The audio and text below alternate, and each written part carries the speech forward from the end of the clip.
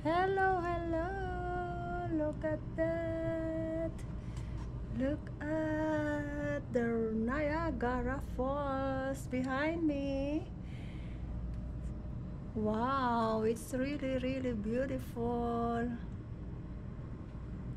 Yay!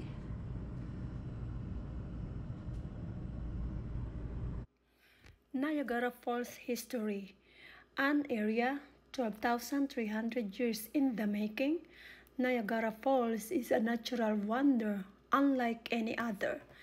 The history of Niagara Falls goes back thousands of years to the Ice Age when large torrents of water were released from the melting ice, draining into what is now known as Niagara River. Magandang araw mga kamami ko dyan, mga kananay, kamudra, kamama. Ito pong muli ay si Mami JT na Tagalian, Batangas.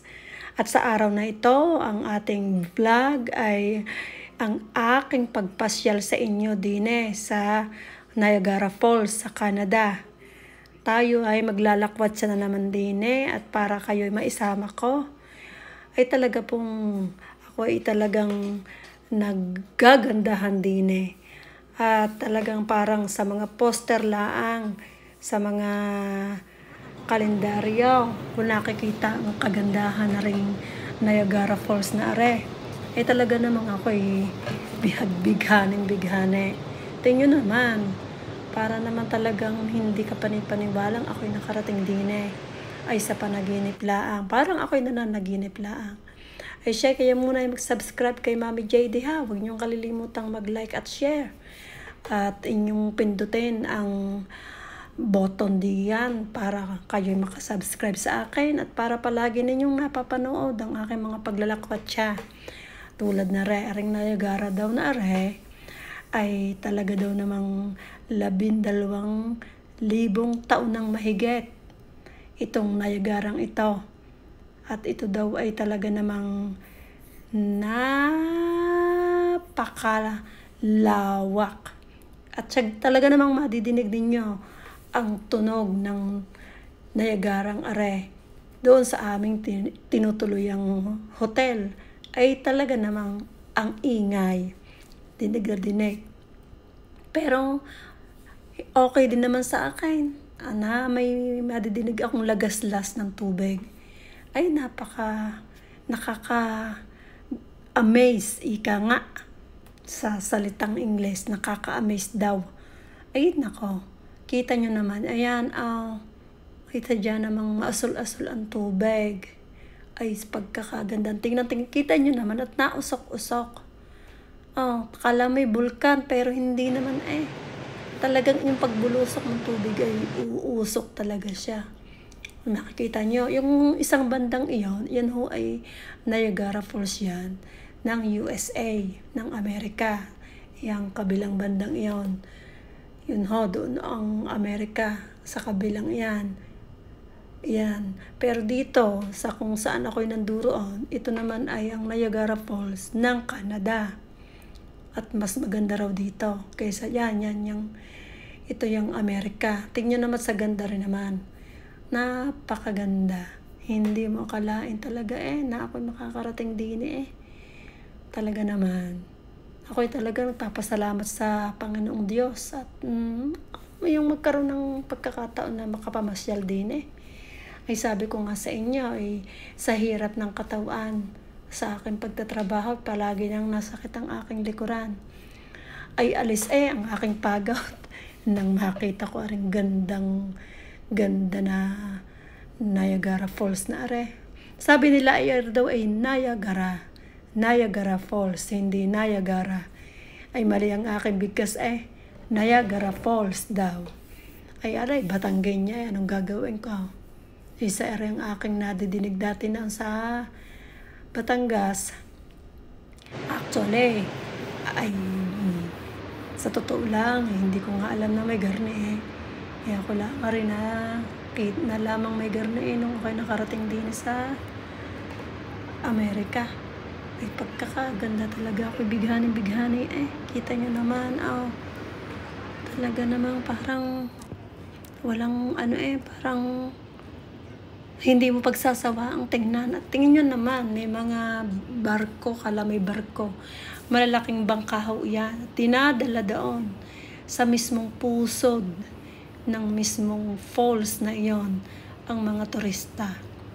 At ako ho ay sasakay diyan bukas. At kami ho din 3 araw din sa Niagara Falls na are. Bukas kami mamamasyal doon.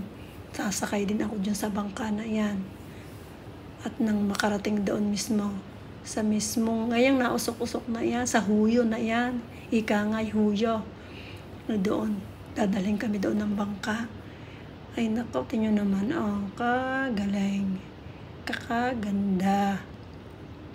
At nakikita mo yun yung tulay, ayun yun ho ang tulay. Yun ho naguhugpong ng Amerika at saka ng Canada, yung kabilang tulay na iyon. Tingnan naman, sadya namang sa ganda is, ayan ho. Tingnan nyo naman din ito, ako ho nasa aming hotel. At akin ho lang ginagala ang camera ko. Ay tingnan nyo naman, pag sa ganda.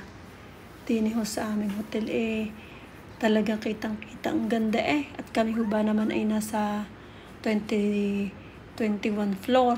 Pag hindi ho naman nakita tingnan naman sa taas. Kitang-kita din ho sa aming kwarto Sadya naman ako'y talaga nagpapasalamat talaga sa aking pribilehiyo na ay ang kahit ako ho'y naghihirap at ako naman ay hindi mayaman.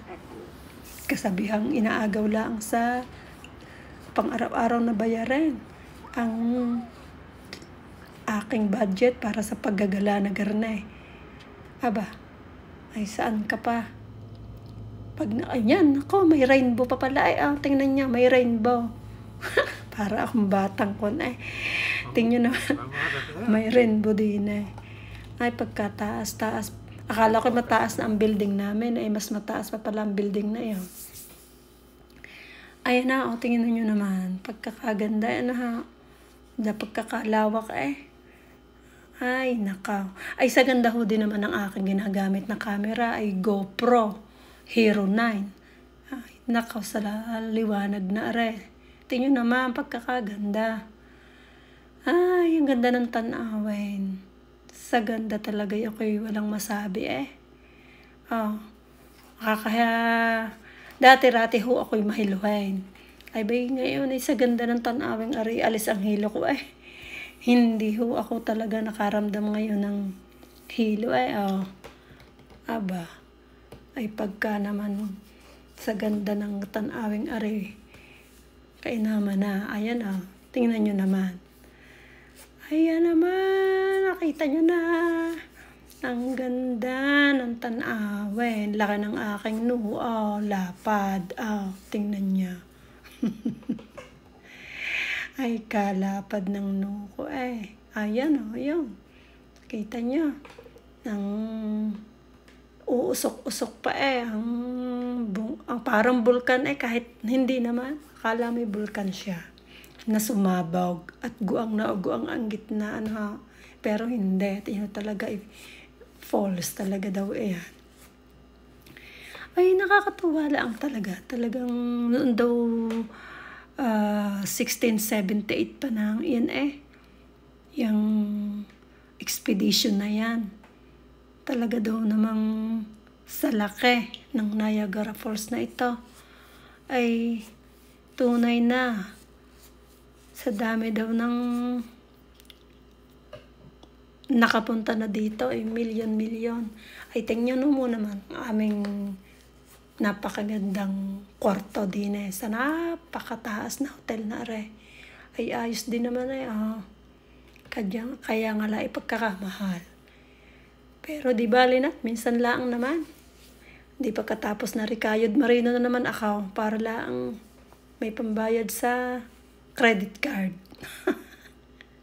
Hindi naman.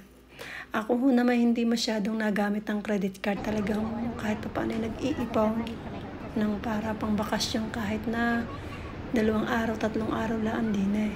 Ang mahalaga eh makapagpahinga at makapag-relax. At ako naman sa ganda ng tanawing are ay talagang ako'y tuwan-tuwa at galak na galak. Kahit pa paano yung nakarating din eh. Hindi ho ba sa gandang are talaga namang sabi nga nila eh, mayaman ba lamang ang may karapatang makakita ng mga ganing magagandang tanawin. Mayaman ba lamang ang makakarating din eh. Eh di syempre tayo din naman kahit paano eh, nag-iipon-ipon. Ayan magsawa na ho ang inyong mga busileg para sa panonood ninyo din eh. Ayan are at ako ho ay umakyat din eh sa pinaka-tuktok. Yan makikita nyo, umakyat kami din eh. Din kami nagpunta sa sabi ang tawag nila ay revolver daw restaurant. Ay kami ikakain din eh sa restaurant na are. At habang nakain ay naikot ang aming kinatatayo ang restaurant habang kami ay kakain din eh. Ay ako'y talagang sabi ko nga ay bakit kaya baka ako'y mahilaw baka hindi ako makakain pag ako ay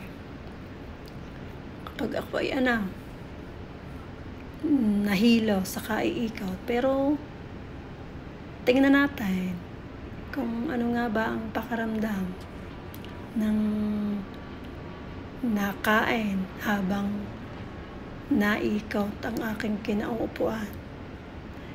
Ay kayo'y aking babalitaan